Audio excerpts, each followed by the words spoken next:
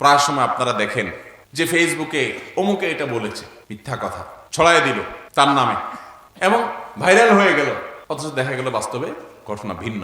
তো ঈমানদার কখনো যাচাই বাছাই ছাড়া কোনো সিদ্ধান্ত গ্রহণ করবে। গোটা সমাজে আজ গুজব এর ছড়াছড়ি চলছে, কত গুজবের কারণে আমাদের কত ক্ষতি হচ্ছে।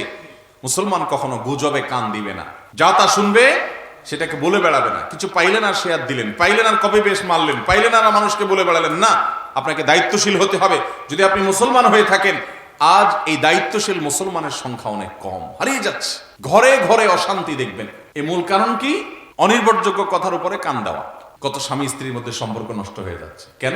অমুকে বলছে তোমার বউ অমুকের সাথে কথা বলছে, আপনার কাছে কোনো প্রমাণও নাই, অযথা অশান্তি হচ্ছে কি হচ্ছে না? ডাহা মিথ্যা কথার উপর ভিত্তি করে আপনি ডিসিশন নিয়ে ফেললেন, আপনি তাকে খারাপ মনে করা শুরু করলেন, বাস তার উপরে আপনি খড়গহস্ত হয়ে গেলেন।